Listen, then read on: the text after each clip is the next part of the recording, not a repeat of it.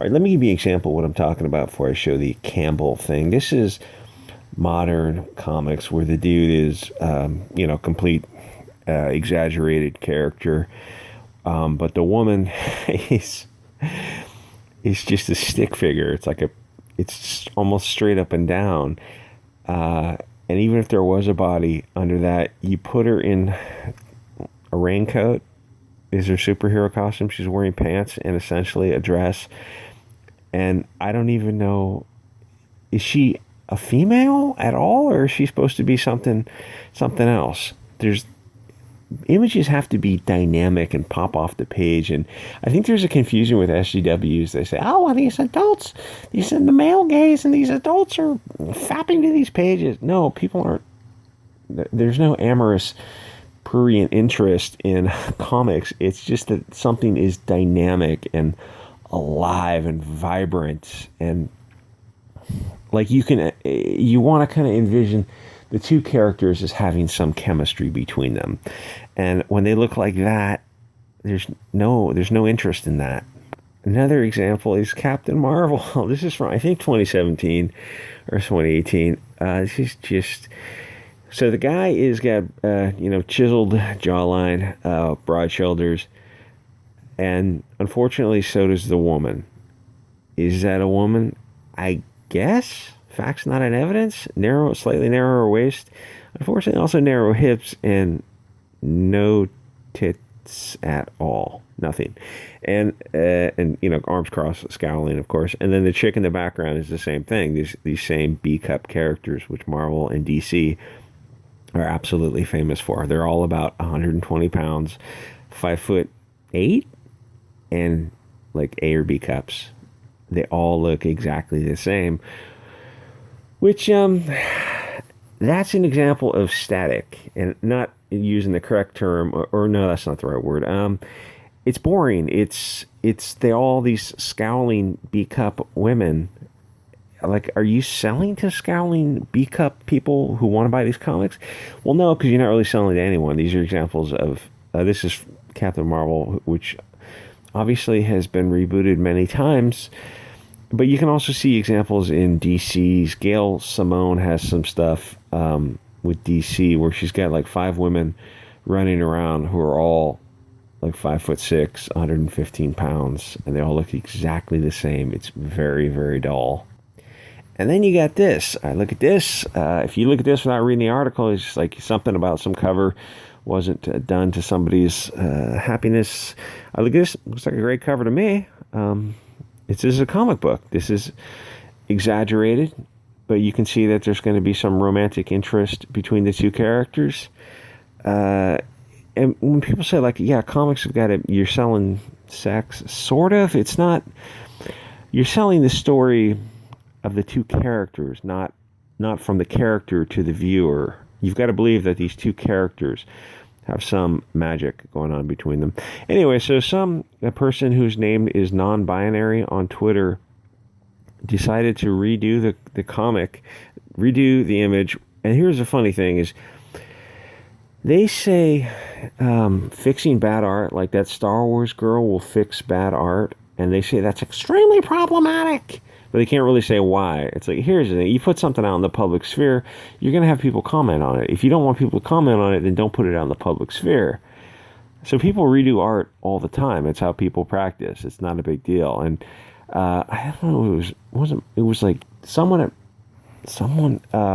one of the bigwigs at Marvel came out and told people not to, was it not Cebulski? Maybe Dan Slott came out and told people not to do that, not to redraw art. You're like telling kids not to redraw art.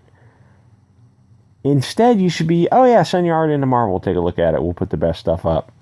Why would you tell people? It's very problematic, it's very insulting. I know artists are thin-skinned, but come on. Anyway, so here's the thing that SJWs don't quite understand, is that this is a market. You're selling things. So when they do their stuff where it looks like this, more straight up and down, less appealing, you're not, like, you don't have to sell this to anyone. Marvel and DC have got to sell to people. And you're selling to your Tumblr crowd, but they're looking at it for free. And when you guys do your comics Like Deadbeats was an example where they had 50 people get together to make a comic that I think grossed $50,000 because it was all stuff like this, all straight up and down. And ultimately, if you don't like this kind of art, don't buy the comic. Doesn't Kelly C. DeConnick say that? But anyway, there's nothing wrong with redrawing the art. But like, this is like a band covering something and making it worse. This is it's like, yes, you know how to draw, but you don't know how to draw comics. You don't know how to sell something. This doesn't sell. This does sell. People want this, a little poster on their wall.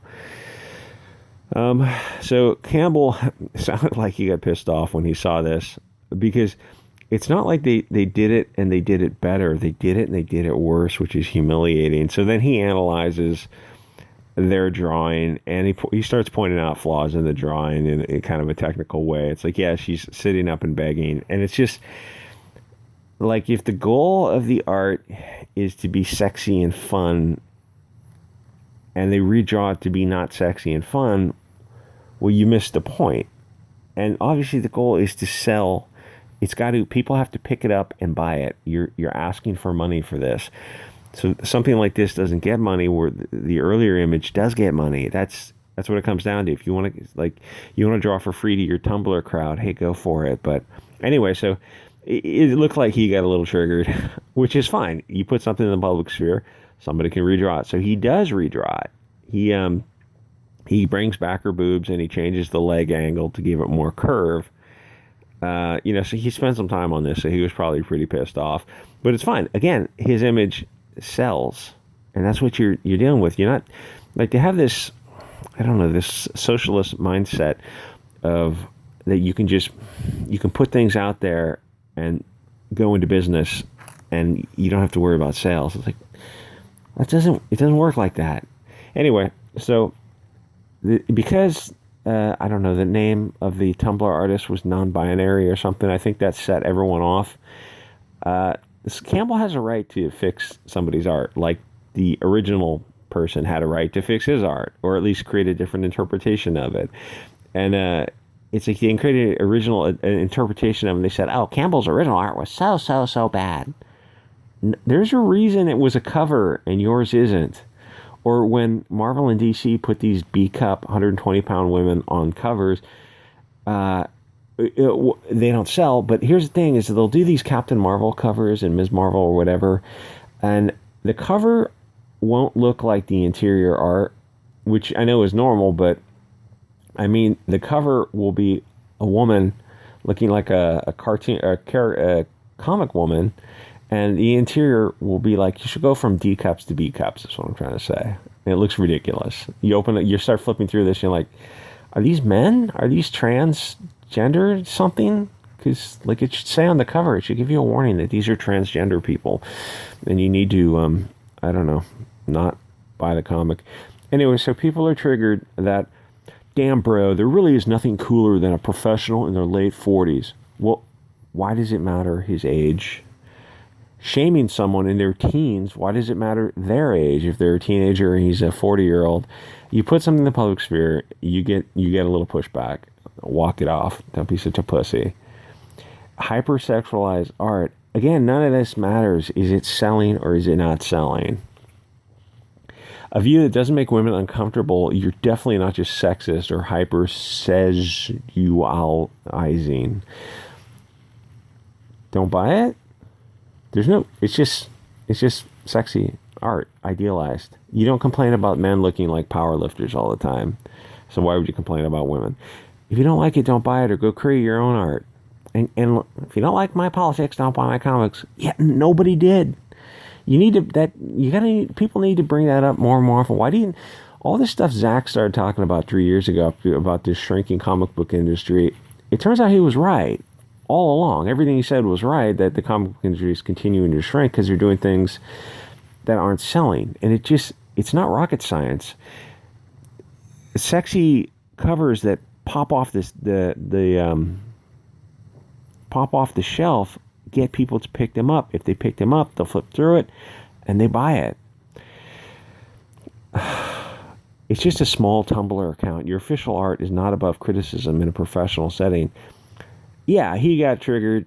he's allowed to criticize their art. They can criticize his art. But because I guess all these people are all gay, and the Tumblr artist is some kind of gay, non-binary, which doesn't mean that they're bisexual. It means that they don't know if they're a man or a woman, I think. So, I mean, I can tell you pretty quickly, just put your hand down your pants and you'll know if you're a man or a woman. There's no in between. That's a pretty firm schism there. No pun intended.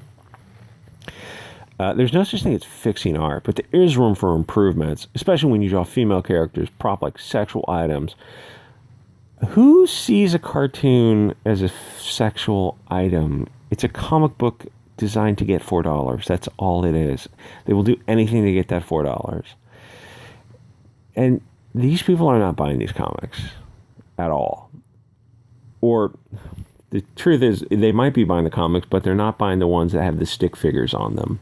Like, they always talk about on Twitter, like, oh, I would buy the hell out of this, showing some, like, black, trans, lesbian, otherkin, furry, brony. But they never actually do, because they want the stuff that looks like... They don't want that. Because it doesn't look special. That concept of looking special. Yes, this is ridiculous and over the top. It's also a frigging comic book. It's supposed to be ridiculous and over the top. That's a great drawing. That's why it's a cover. That's why you've heard of Cambell and you haven't heard of this Tumblr non-binary artist. Like, they're trying to bank on the idea that they're gay or non-binary or trans, otherkin, whatever. It's like, that doesn't mean you can sell. And even though you might be a great artist, if you're drawing these static, boring, flat-chested images, it has to sell. That's the bottom line. It simply has to sell. Anyway, like, comment, subscribe, and I will see you guys all next episode.